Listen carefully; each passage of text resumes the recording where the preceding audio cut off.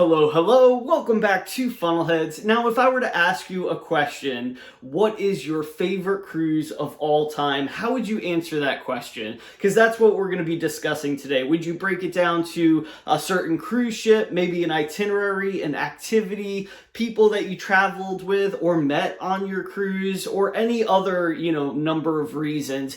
Because we get this question asked to us all of the time, not only on the channel, but also in person when we're on cruises. Of course, people see that, we've been on our fair share of cruises, so they always ask us, what is our favorite cruise? And I always have such a hard time answering this question. So I thought I would put the pen to the paper and answer sort of definitively what our favorite cruise is. We have a top 5 favorite cruise list that we're going to go through today. Now, we're also going to show you some of our personal photos and videos of our time on these cruises. Now, one thing to note is some of these cruises on the list were before we had a channel, before Funnelheads was even a thought. So some of the footage is probably going to be older or not as good as some of the more recent ones. Now, real quick, if you're new or returning to the channel and you haven't subscribed yet, please consider doing so, becoming part of our Funnelhead family. We'd absolutely love to have you. We do regular cruise content here, whether it's fun videos like this, vlogs, lives, informational videos, and so much more. Like, comment, share the video. It gets it out to a wider audience, so that way we can help more and more people and grow the community. Thank you so much. Let's get right into today's video. Alright, so number 5 is going to be the Carnival Legend back in 2012, which was a 7-night sailing. We visited Cozumel, Belize, Honduras, and Grand Cayman. The reason why this cruise makes the top 5 list is because this is the cruise that me and Michelle actually got married on. We did it through Carnival, actually got married on a beach in Cozumel, Mexico, and it was just amazing. Picture perfect day, weather was great, sunny, maybe a little hot, but that was okay. We knew what we were getting ourselves into. But the reason also why this was so special is we went with nearly 40 of our closest family and friends, and instead of having that one day or 1 5-hour experience that typical wedding parties have, we had an entire week to spend with the people that we love, and it was just amazing. Don't get me wrong, me and Michelle were absolutely exhausted at the end of the week, just because people spent a lot of money to come on the cruise with us, and we wanted to be available to hang out, to talk, to engage with everybody, but we were so exhausted by the end. But wouldn't trade it in for anything in the world. It was such a terrific experience. Alright, now number 4 was actually our last cruise that we took and the last sailing of this beautiful ship. And you can probably guess what I'm going to say, but that was, or is, the Carnival Ecstasy. This was a 5-night sailing from Alabama, visiting Progreso, Mexico, and Cozumel. And it didn't really matter where this ship went. We just knew it was going to be the final sailing of her. We've been on her before. Love the ship, love the layout, love the fantasy class. John Heald, the brand ambassador, was on it, and we couldn't ask for a better send-off. In fact, this sailing was so memorable, so amazing, that me and Michelle looked at each other on our long drive back from Alabama and said, if there's going to be other retired ships that are sold for scrap or, going on last sailings, we're going to make it our goal to be on those ships because it was just that amazing. Somebody actually said to us, why would you go on a last sailing of a ship? That seems kind of, sad and depressing. Vacation's supposed to be happy and relaxing. Why would you do that to yourselves? And although there was moments where, we had tears in our eyes, it was so much farther from the truth. This was an amazing, happy celebration of the ship. I just hope that when they do have a last sailing of a ship, in the future, that they do it with the same class that they did with Carnival Ecstasy, because it was an amazing 5 days. I wish it was a little bit longer, wish we had, a little bit more time to really soak in everything, but so glad, so thankful that we got the opportunity to be on that ship. Now, number 3 on the list is going to be the inaugural season of the Carnival Sunrise back in 2019. from New York. It was a Journey cruise, 14-night cruise. Now on this cruise, it left from New York, visited Grand Turk, Grand Cayman, Costa Rica, Half Moon Cay, and also did a partial Panama transit. That's where you go through half of the Panama Canal, turn around in Gatun Lake, and then head back out to sea. Now, of course, the itinerary itself was absolutely amazing, and we had an aft balcony on the Carnival Sunrise, so we got to, be on our balcony all day while the ship was going through, the Panama Canal. We had a historian that was talking, through the speaker, through the TV to let us know, kind of what was happening, what we're doing, facts of, how it was built, this and that. A truly tremendous, itinerary, but also it was little man Rhett's very first cruise. Everyone that knew us thought we were absolutely insane taking a 2-year-old on a cruise for the first time for 14 days. But he absolutely loved it. He was right there watching, the ship go through the Panama Canal.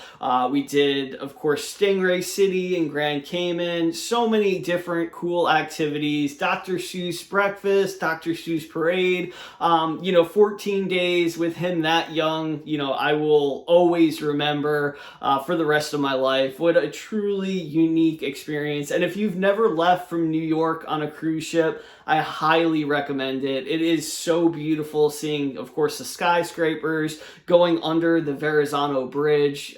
Just really an epic port to leave from. Now, moving right up on the list, we have number 2, the inaugural season of the Carnival Vista back in 2016. Now, this one has so many different memories that made it so special. Of course, it was a brand new ship when we got on it. We had Matt Mitchum as the cruise director, which he is fantastic. If you don't know who he is, look him up on YouTube. So much energy, just made the ship back then. The itinerary, and then also we knew that we were going to be trying to have kids at that time. So this was kind of like our final shebang, just me and Michelle at the time, and we really tried to just soak in each and every day. Now, this left from Barcelona, Spain, which it was absolutely beautiful.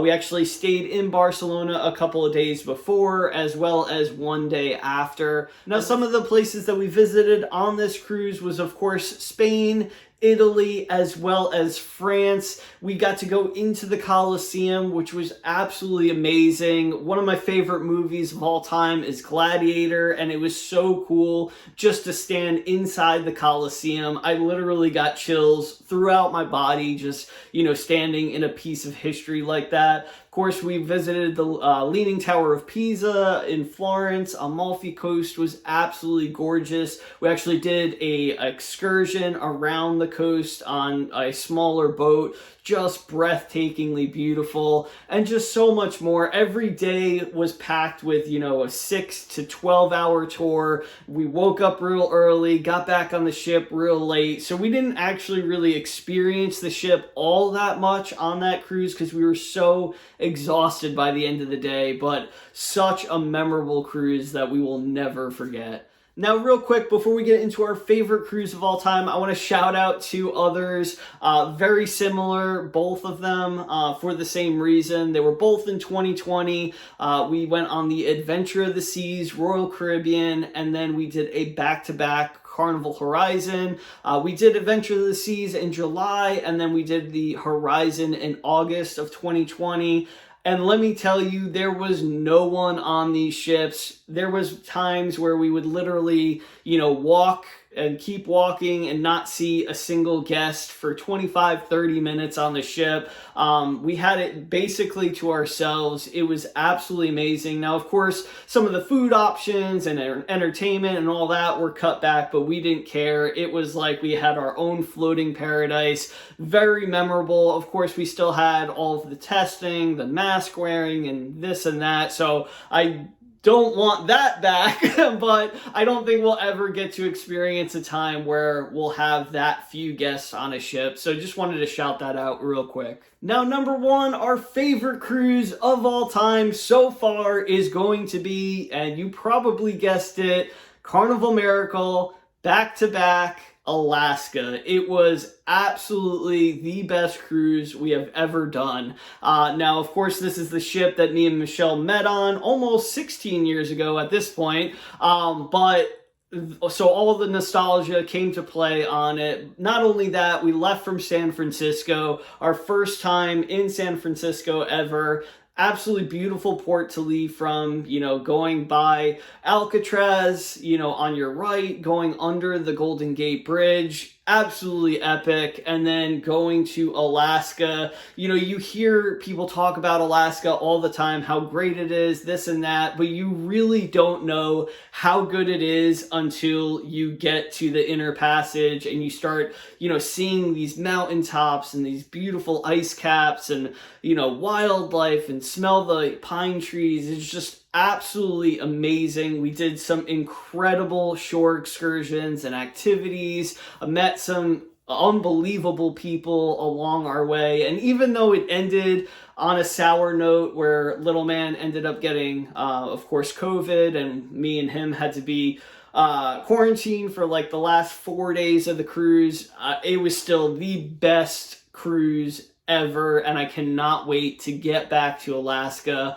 hopefully one day soon. But now, if the thought has ever come across your mind that you want to do an Alaska cruise one day, go for it. Absolutely do it. It is literally like you're in this huge Hollywood blockbuster movie, with these epic scenery and wildlife and everything else, except for it's right in front of you. It feels like you're in a dream. Like, I caught myself just pinching myself all the time. Like, there's no way this is real. So I cannot say enough good things about Alaska. Do yourself a favor and just go. You will have an amazing time. So now that is our top 5 favorite cruises of all time. Hopefully this list will change some in the near future. We have some amazing itineraries planned for the near future. And I just want to say that every cruise that we've been on has been great. There's positives from every cruise, there's negatives from every cruise, but we never let, some of the negatives or some of the things that we don't like get into the way of us having fun.